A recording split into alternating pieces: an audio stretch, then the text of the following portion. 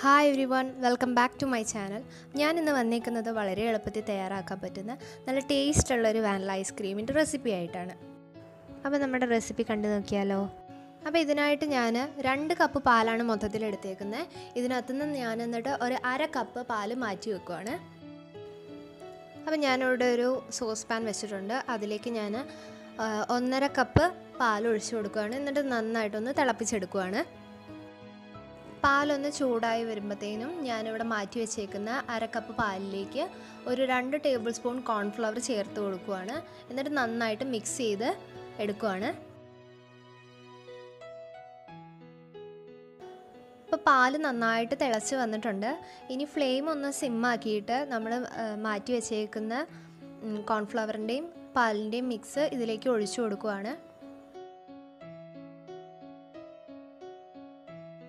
അപ്പോൾ ഈ കോൺഫ്ലവറിൻ്റെ മിക്സ് ഞാൻ ഇതിലേക്ക് ആഡ് ചെയ്തിട്ടുണ്ട്. എന്നിട്ട് ഇത് നന്നായിട്ടൊന്ന് ഇളക്കുക. സിമ്മിലായിരിക്കണം ഫ്ലെയിം, ഇല്ലെങ്കിൽ പെട്ടെന്ന് അടി കരിഞ്ഞു പോകും. പിന്നെ ഞാനിതിലേക്ക് 6 ടേബിൾ സ്പൂൺ പഞ്ചസാര ചേർക്കുകയാണ്. പഞ്ചസാരയുടെ അളവ് 6 മുതൽ 8 ടേബിൾ സ്പൂൺ വരെ ചേർക്കാം. എന്നിട്ട് ഈ പഞ്ചസാര അലിയുന്നത് വരെ നന്നായിട്ട് കൈവിടാതെ ഇളക്കി കൊടുക്കുക. ലോ ഫ്ലെയിമിലിട്ടിട്ടാണ് ഇളക്കി കൊടുക്കുന്നത്. കോൺഫ്ലവർ ആഡ് ചെയ്തുകൊണ്ട് തന്നെ നമ്മുടെ പാല് മെല്ലെ മെല്ലെ കട്ടയായിട്ട് വരുന്നുണ്ട്.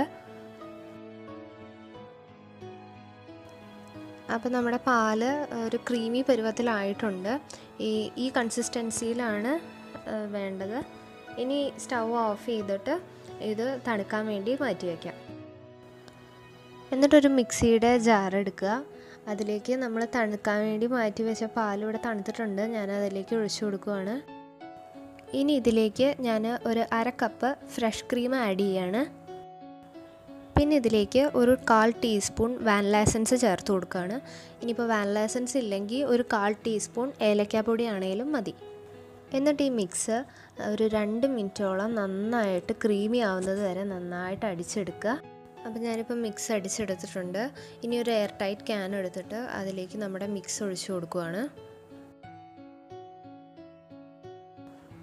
എന്നിട്ട് ഞാൻ ഈ മിക്സ് ഒരു ക്ലീൻ റാപ്പ് വെച്ചിട്ട് കവർ ചെയ്യുവാണ്.